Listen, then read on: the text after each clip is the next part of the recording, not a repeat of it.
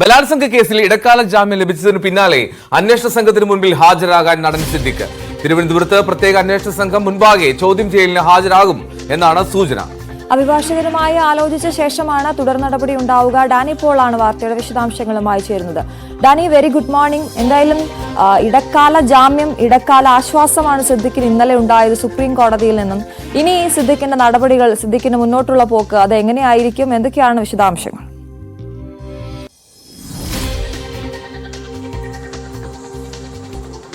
Good morning. ഈ കേസിൽ കഴിഞ്ഞ ദിവസങ്ങളിൽ വലിയ രീതിയിൽ ചർച്ച ചെയ്യപ്പെട്ട ഒരു കേസ് പിന്നീട് സുപ്രീം കോടതിയിൽ നിന്ന് അതിലൊരു അറസ്റ്റ് 2 ആഴ്ചത്തേക്ക് തടഞ്ഞുകൊണ്ട് ഒരു മുൻകൂർ ജാമ്യ സ്വഭാവം നൽകിക്കൊണ്ട് 2 ആഴ്ചത്തേക്ക് അറസ്റ്റ് തടയുന്നു. ഇതിൽ ഇനി എന്ത് എന്നുള്ളത് തന്നെയാണ് ഏറ്റവും എല്ലാവരും തന്നെ ഉറ്റുനോക്കുന്നത്. അതിൽ ഏറ്റവും പ്രധാനം സിദ്ദിഖ് അന്വേഷണ ഉദ്യോഗസ്ഥർക്ക് മുന്നിലേക്ക് നോട്ടീസ് ലഭിക്കാതെ തന്നെ നേരിട്ട് എത്തുമോ എന്നതാണ്. ഇത് സംബന്ധിയായ കാര്യങ്ങളിൽ അഭിഭാഷകരുമായി ചർച്ച നടത്തിയതിന് ശേഷം മാത്രമേ സിദ്ദിഖ് അന്വേഷണ ഉദ്യോഗസ്ഥർക്ക് മുൻപാകെ എത്താൻ സാധ്യതയുള്ളൂ എന്നാണ് ഒടുവിൽ ലഭ്യമാകുന്ന വിവരം. കാരണം ഇതിൽ അന്വേഷണ ഉദ്യോഗസ്ഥർക്ക് മുന്നിലേക്ക് നോട്ടീസ് ലഭിക്കുന്നതിന് വേണ്ടിയുള്ള ഒരു സാവകാശം, അതിനുവേണ്ടി കാത്തിരിക്കണോ എന്നത് സംബന്ധിച്ച് അഭിഭാഷകർ തമ്മിൽ ആലോചിക്കുന്നുണ്ട്. കാരണം ഒരു 2-3 ദിവസം ഒരുപക്ഷെ ഒരു നോട്ടീസ് കിട്ടുക, അതെവിടേക്കാണ്? സ്വാഭാവികമായും തിരുവനന്തപുരത്താണ് കേസ് നടക്കുന്നത്. അന്വേഷണ സംഘം തിരുവനന്തപുരത്ത് ആണ് കേന്ദ്രീകരിക്കുന്നത്. അപ്പോൾ അവിടേക്ക് തന്നെയാണ് സ്വാഭാവികമായും എത്തേണ്ടത്. അത് ഏത് ദിവസം എന്നത് സംബന്ധിയായ കാര്യങ്ങളിലാണ്. അതിന് നോട്ടീസ് നൽകുന്നത് വരെ കാത്തിരിക്കേണ്ടതുണ്ടോ എന്ന സംബന്ധിയായ അത്തരം കാര്യങ്ങളുടെ ഒരു കൂടിയാലോചനകളുണ്ട് എന്ന് തന്നെയാണ്. ഇത് സംബന്ധിച്ച് കൃത്യമായി സിദ്ദിഖിൻ്റെ അഭിഭാഷകർ പറഞ്ഞിട്ടില്ല. അന്വേഷണ സംഘത്തിലേക്ക് ഒട്ടും വൈകാതെ എത്തും എന്ന് തന്നെയാണ് വ്യക്തമാക്കുന്നത്. എങ്കിലും അവർക്കിടയിൽ ഈ നോട്ടീസ് ലഭിക്കുന്ന സ്വാഭാവികമായി നോട്ടീസ് നൽകി അവർക്ക് വിളിച്ചു വരുത്താമെന്നതാണ് അതിൻ്റെ ഒരു പ്രൊസീജിയർ. ആ നോട്ടീസിന് വേണ്ടി കാത്തിരിക്കണോ എന്നത് മാത്രമാണ് അവർക്കിടയിലുള്ളൊരു ചർച്ച. എന്തായാലും സിദ്ദിഖ് വൈകാതെ തന്നെ അന്വേഷണ സംഘത്തിന് മുന്നിലേക്ക് എത്തും. ഇന്നലെ ഇത് സംബന്ധിയായ കാര്യങ്ങളിൽ ഒരു അനിശ്ചിതത്വം നിലനിന്നിരുന്നു. വൈകാതെ എത്തുമെന്നത് ഇന്നലെ ഒരുപക്ഷെ ഉണ്ടായേക്കുമെന്ന രീതിയിൽ തന്നെയും സിദ്ദിഖ് അന്വേഷണ സംഘത്തിന് തിരുവനന്തപുരത്ത് കൊച്ചിയിലും എത്തിയേക്കാമെന്നൊരു വ്യൂഹം തന്നെ ഉണ്ടായിരുന്നു. പിന്നീടാണ് ഇതിലൊരു വ്യക്തതയിലേക്ക് വന്നത്. തിരുവനന്തപുരത്ത് തന്നെയാവും സിദ്ദിഖ് ഹാജരാകുക എന്ന രീതിയിൽ തന്നെയാണ് ഇപ്പോൾ ഒരു സ്ഥിരീകരണം അടക്കമുള്ള കാര്യങ്ങൾ ഉണ്ടാകുന്നത്. പക്ഷേ അത് എന്നത് സംബന്ധിച്ച് വൈകാതെ അതിലൊരു വ്യക്തതയിലേക്ക് കടന്നേക്കും. നോട്ടീസ് ലഭിച്ചതിന് ശേഷമാണോ എത്തേണ്ടത്, അതോ അന്വേഷണ സംഘത്തിന് മുന്നിലേക്ക് അടുത്ത ദിവസങ്ങളിൽ നേരിട്ട് ചെല്ലണമോ എന്നതാണ് അവർ സംസാരിക്കുന്നത്. എന്തായാലും വലിയ രീതിയിൽ ചർച്ച ചെയ്യപ്പെട്ട സിദ്ദിഖിന് മുൻകൂർ ജാമ്യം ലഭിക്കുമോ എന്നതടക്കമുള്ള കാര്യങ്ങളായിരുന്നു കഴിഞ്ഞ ദിവസങ്ങളിൽ ഉണ്ടായിരുന്നത്. പക്ഷേ ഹൈക്കോടതിയിൽ നിന്ന് മുൻകൂർ ജാമ്യാപേക്ഷ നിരസിക്കപ്പെട്ടു. എന്നാൽ സുപ്രീം കോടതിയിലേക്ക് വരുമ്പോൾ അതിൻ്റെ ഉപാധികൾ നിശ്ചയിച്ചുകൊണ്ട് അത് ജാമ്യം അനുവദിച്ചിരിക്കുന്നു. 2 ആഴ്ചത്തേക്ക് അറസ്റ്റ് അടക്കം തടഞ്ഞുകൊണ്ടാണ് വന്നിരിക്കുന്നത്. ഇതിൽ ഈ കേസിൽ വളരെ നിർണായകമായത് ഇതിൽ അപേക്ഷ നൽകാൻ, അതായത് പരാതി നൽകാൻ വൈകിയതടക്കമുള്ള കാരണങ്ങളെ അടിവരയിട്ടുകൊണ്ടായിരുന്നു സുപ്രീം കോടതി ഇതിൽ വ്യക്തമായ ചോദ്യം സർക്കാരിനോടടക്കം ചോദിക്കുകയും ചെയ്തത്. അതിലും അതിൽ 2 ആഴ്ചത്തേക്ക് സിദ്ദിഖിൻ്റെ അറസ്റ്റ് തടഞ്ഞുകൊണ്ടാണ് സുപ്രീം കോടതി തീരുമാനമെടുത്തത്. ഇനി തുടർ നടപടികൾക്കായി സിദ്ദിഖ് അന്വേഷണ ഉദ്യോഗസ്ഥർക്ക് മുന്നിലേക്ക് എത്തും. ഡാനി, ഈ കീഴ്ക്കോടതി നൽകുന്ന വ്യവസ്ഥകൾക്കനുസരിച്ച് ഉള്ള കാര്യങ്ങൾ ചെയ്യുക എന്നുള്ളതാണല്ലോ സുപ്രീം കോടതി നിർദ്ദേശിച്ചത്. അപ്പോൾ ഈ അഭിഭാഷകർ ഇന്നലെ അഡ്വക്കേറ്റ് രാമൻപിള്ള അതിൽ ഒരു പ്രതികരണമൊക്കെ നടത്തിയിരുന്നു. അപ്പോൾ എന്താണ് അവരുടെ ഒരു നീക്കം? എന്താണ് ഇനി കോടതിയുടെ വ്യവസ്ഥകൾ എന്തൊക്കെ? മാത്രമല്ല തിരുവനന്തപുരത്താണ് ഈ കേസ് രജിസ്റ്റർ ചെയ്തിരിക്കുക അല്ലെ? മസ്കറ്റ് ഹോട്ടലിൽ വെച്ചാണ് മസ്കറ്റ് ഹോട്ടലിൽ നടന്നു എന്നാണുള്ള പരാതി. അപ്പോൾ സിദ്ദിഖ് ഇന്ന് തന്നെ തിരുവനന്തപുരത്തേക്ക് വരുമെന്നുള്ള സൂചന എന്തെങ്കിലും നൽകുന്നുണ്ടോ? ഒപ്പം സിദ്ദിഖിന്റെ മകൻ, അദ്ദേഹമാണ് കൂടുതൽ പ്രതികരണങ്ങൾ നൽകുന്നത്. സിദ്ദിഖിനെ സംബന്ധിച്ച് എന്തെങ്കിലും വിവരങ്ങൾ അവർ നൽകുന്നുണ്ടോ?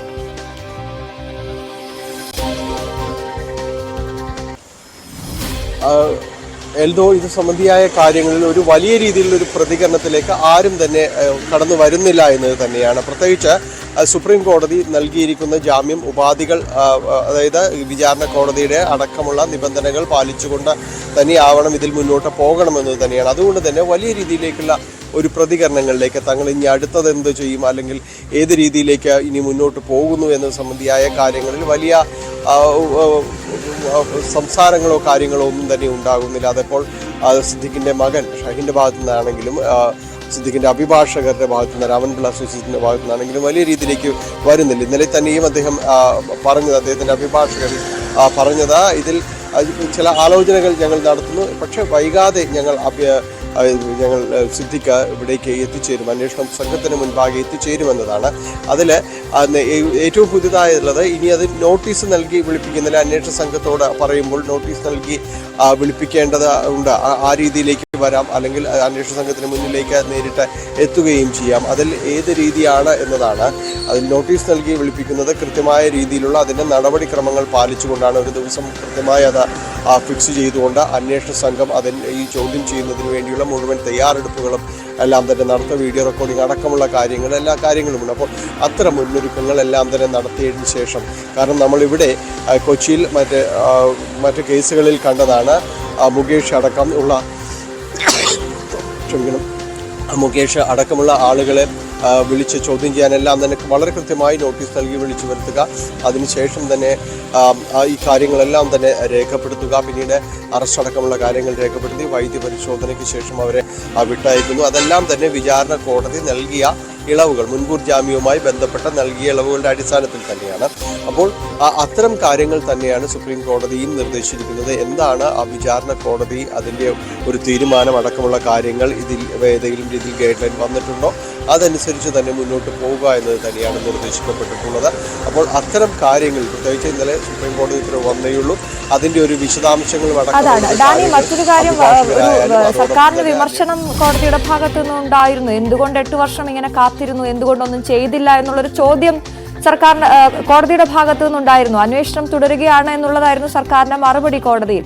അതേസമയം വലിയ രീതിയിലുള്ള ഒരു വിമർശനം നടക്കുന്നത് ആദ്യം മുതൽ തന്നെ സിദ്ദിഖിന് ഇതിന് കൂടുതൽ സമയം കൊടുത്തു അന്വേഷണ സംഘം, അല്ലെങ്കിൽ അറസ്റ്റിലേക്ക് നേരത്തെ കാര്യങ്ങൾ നീക്കാമായിരുന്നു. ഇത്രയും കേരളത്തിനും പുറത്തുള്ള സിദ്ദിഖിനെ പോലുള്ള ഒരാളെ എന്തുകൊണ്ട് കണ്ടെത്താൻ കഴിഞ്ഞില്ല എന്നൊക്കെയുള്ള വിമർശനങ്ങൾ ഇപ്പോഴും ആ വിമർശനങ്ങൾ നിലനിൽക്കുന്നതല്ലേ? അവർ പറയുന്ന കാര്യങ്ങൾ അത് ഇപ്പോഴും നിലനിൽക്കുന്നതല്ലേ?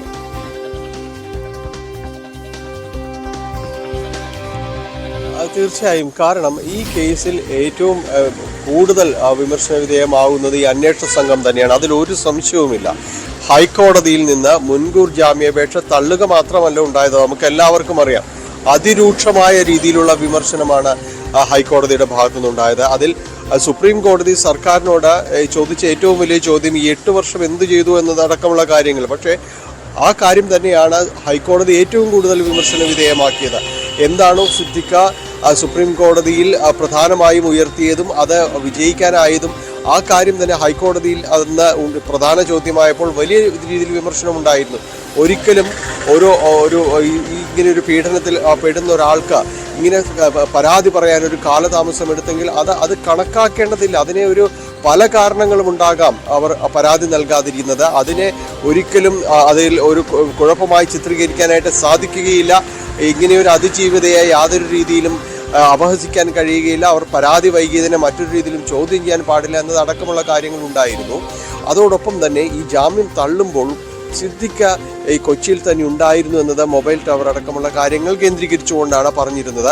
പക്ഷെ അതിനപ്പുറത്തേക്ക് മറ്റൊരു നിരീക്ഷണവും അന്വേഷണ സംഘം ആ സിദ്ദിഖിൻ്റെ പുറത്ത് ഏർപ്പെടുത്തിയിരുന്നില്ല എന്നതാണ്. അത് പിന്നീട് വലിയ രീതിയിലുള്ള വിമർശനത്തിലേക്ക് വന്നിരിക്കുന്നു. സിദ്ദിഖിനെ അന്വേഷിച്ചുകൊണ്ട് അടച്ചിട്ട വീടുകൾക്ക് മുന്നിലേക്ക് അന്വേഷണ സംഘം എത്തുകയെന്ന് പതിവ് കാഴ്ച പോലെ അവിടെ പുറത്തുനിന്ന് നോക്കി തിരിച്ചു പോരുന്നു. അത്തരം കാഴ്ചകൾക്കെല്ലാം നമ്മളടക്കമുള്ള മാധ്യമപ്രവർത്തകർ കണ്ടതാണ്, സാക്ഷികളായതാണ്. കാരണം അങ്ങനെ ഒരു മാമൂല അന്വേഷണങ്ങൾ മാത്രമാണ് സിദ്ദിഖിന് വേണ്ടി നടന്നത്. വലിയ രീതിയിൽ ഒരുപക്ഷെ മാധ്യമപ്രവർത്തകർ അന്വേഷിച്ച് നടന്നത്ര പോലും അന്വേഷണ സംഘം പോയിട്ടുണ്ടാകുമെന്ന കാര്യത്തിലെല്ലാം തന്നെ സംശയമുണ്ട്.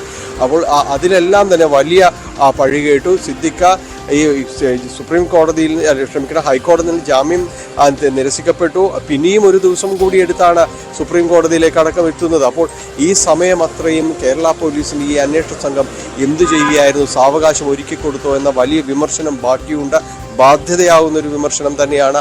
അതിൽ നേരത്തെ ഈ പരാതിക്കാരി പറഞ്ഞിരുന്നു തനിക്കെതിരെയുള്ള പരാതികളുടെ വിശദാംശങ്ങൾ പോലും മറ്റുള്ളവർക്ക്, മാധ്യമങ്ങൾക്കടക്കം സിദ്ദിഖിനടക്കം ലഭ്യമാവുന്ന രീതിയിലേക്ക് കാര്യങ്ങൾ ചെല്ലുന്നുണ്ട്. ഇതിനെ സംബന്ധിച്ച് അവരുടേതായ ഒരു പരാതിയും നിലനിൽക്കുന്നുണ്ട്. അപ്പോൾ ഇതെല്ലാം ചേർത്ത് വായിച്ചുകൊണ്ട് തന്നെയാണ് അതിലൊരു പൊതുവിമർശനമായ അന്വേഷണ സംഘത്തിന് നേരെ ഉയരുകയും ചെയ്യുന്നത്.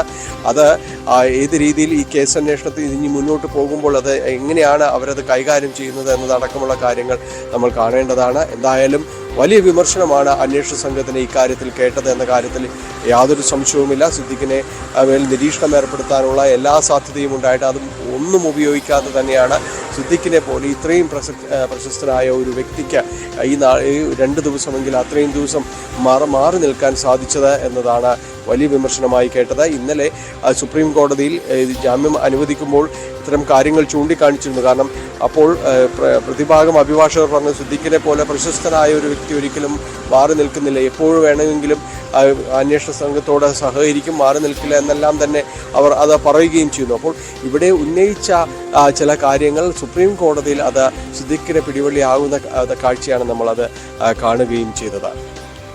ശരി, ഡാനി പോൾ ആണ് കൊച്ചിയിൽ നിന്നും വിവരങ്ങൾ നൽകിയത്. എന്തായാലും